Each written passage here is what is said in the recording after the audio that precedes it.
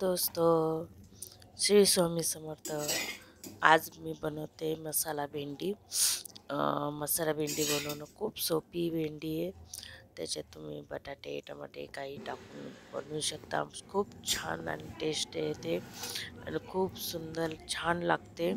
तुम्ही भी नक्की टाईप करा। चला मग बघूया काय काय साहित्य लागतं। याच्यासाठी मी भेंडी घेतलेली, कांदा आहे, बटाटा आणि लसूण घेतला। तुम्हाला पाहिजे तर तुम्ही टमाटाही टाकू शकता, पण मी आज टमाटा नाही टाकते। तर चला मग मी आधी हे सगळं कट करून घेते, कांदा व बटाटे वगैरे, आणि नंतर मग सांगते की कशी बनवायची। तर बनवण्याकरता साफ वगैरे करून घेऊ। आधी ही चांगली स्वच्छ धुवून घेऊ आणि त्यानंतर मग आपण कट करून घेऊ। तर इथं मी भेंडी कट केलेली आहे। ही मी गोल भेंडी कट केली। तुम्ही पाहिजे तर लांब लांबी कापू शकता, तुम्हाला जशी आवडली तशी। इथं मी कांदा बारीक कापला लांब लांब, लसूण आणि बटाटे बी लांब लांब कापले। इथं मी कढाई गरम करायला ठेवलेली आहे। कढाईमध्ये मी तेल टाकते। तेल तुम्ही तुमच्या आवडीनुसार टाकू शकता, कमी जास्त, पण आम्ही तेल थोडंसं कमीच वापरते। तर त्यानंतर मग तेल गरम झालं नंतर मग आपण जिरं आणि मोहरीचे हे देऊ, जिरं मोहरी टाकूया आणि मग त्याच्यानंतर मग बाकी साहित्य। मोहरी चांगली कडसली गेली का त्याच्यानंतर मग लसूण बी चांगला लाल होऊ द्यायचा आणि नंतर मग कांदा वगैरे टाकायचं। तर इथं बघा लसूण मी टाकलेलं, लसूण मस्त असं लालसर, जास्त लाल पण नाही होऊ द्यायचं, मिडियम होऊ द्यायचं। नंतर मग कांदा टाकायचा, कांदाही चांगला कलसून घ्यायचा आणि कांदा चांगला कलसला का मग आपण बटाटे टाकूया। हे बघा इथं मस्तपैकी कांदा मी लांब लांब कापलेला आहे। इथं वाटलं तर तुम्ही टमाटाही टाकू शकता, पण मी आज टमाटा नाही टाकते, फक्त कांदा टाकते मी। बटाटा बघा असा बारीक कापलेला आहे, तुम्ही बघू शकता। छान लागतो असा बटाटा। आणि इथं बघा मी कांदा मस्तपैकी कलसून घेते आणि कांदा इथं आपला चांगला कलसला गेलेला आहे, बघू शकता। मग नंतर बटाटे टाकूया आणि बटाटे पण मस्तपैकी तिथे कलसून घ्यायचं कांद्यांबरोबर। आणि थोडंसं थोडं कांदा आपण बटाटा आधी याच्यासाठी शिजवते, कारण की तो कच्चा नको राहिला। दोघं सोबत टाकले, बटाटा भेंडी आणि बटाटा, तर ते शिजत नाही, म्हणून मग बटाट्याला थोडं 5-10 मिनिटं झाकून ठेवलं। त्यानंतर मग परत एकदा कलसून घेते। बघा तुम्ही बघू शकता, ते आता चेक करून घेतली बटाटा शिजला आहे का नाही, तर मग परत झाकून देऊ। बघा इथं बटाटा बऱ्यापैकी माझा शिजलेला आहे, तुम्ही बघू शकता। कांदाही मस्त गोल्डन झालेला आहे। आता या स्टेजवर मी आता मसाला टाकेल।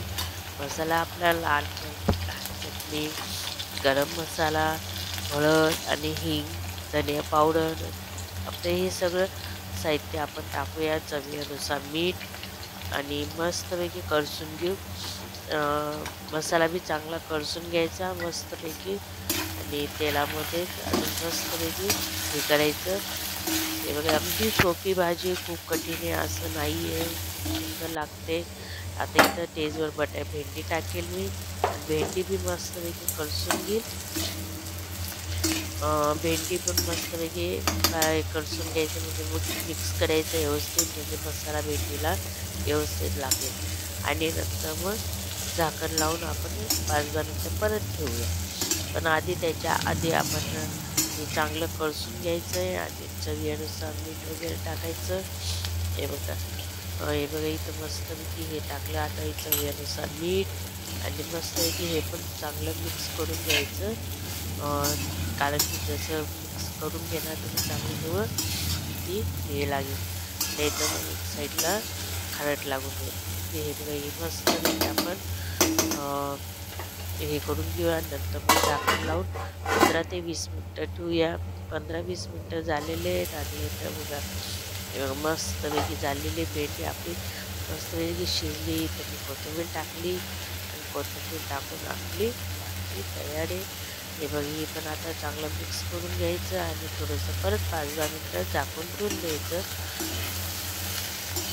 आपली भेंडी शिजून गेलेली, कारण की आपण झाकण लावून ठेवलेलं, तर मग पटकन शिजून गेली. कधीही झाकण लावून ठेवली ना, खूप सुंदर होते भेंडी आणि पटकन शिजून जाते आणि गचगच होत नाही, काहीच होत नाही, मस्तपैकी येते. खूप सुंदर लागते ही भेंडी, मसाला भेंडी. तुम्ही पण नक्की एकदा ट्राय करून बघा, खूप छान आवडेल तुम्हाला. तुमची मुलं कधी-कधी तुम्हाला तशीच मागतील. तर इथं मी परत आता 5-10 मिनिटं झाकून ठेवून देते आणि नंतर मग परत 5-10 मिनिटांनी परत ओपन करेल आणि इथं आपली पूर्ण आता भेंडी तयार आहे. बघू शकता तुम्ही, गचगच झाली नाही, काहीच नाही, मस्त भेंडी मोकळी झालेली आहे. आता ही आपल्या इथं मी थोडंसं बटाटा चेक करते. बटाटा शिजून गेलेला आहे, भेंडी पण शिजून गेलेली आहे आणि बघा किती छान कलर आलेला आहे. खूप सुंदर कलर आलेला आहे, तुम्ही बघू शकता. मी इथं परत झाकलेले आहे आणि नंतर मग इथं आपली भेंडी तयार आहे आणि इथं मी गॅस बंद केला. आता सर्व करते. इथं मी भेंडी घेतली, पोळी आणि ही आपली मसाला भेंडी तयार आहे. तुम्हाला कसे वाटले मला कमेंट करून नक्की सांगा. आवडले असेल तर लाईक आणि शेअर, सबस्क्राईब नक्की करा माझ्या चॅनलला. पुन्हा भेटूया पुढच्या व्हिडिओमध्ये. तोपर्यंत बाय. श्री स्वामी समर्थ.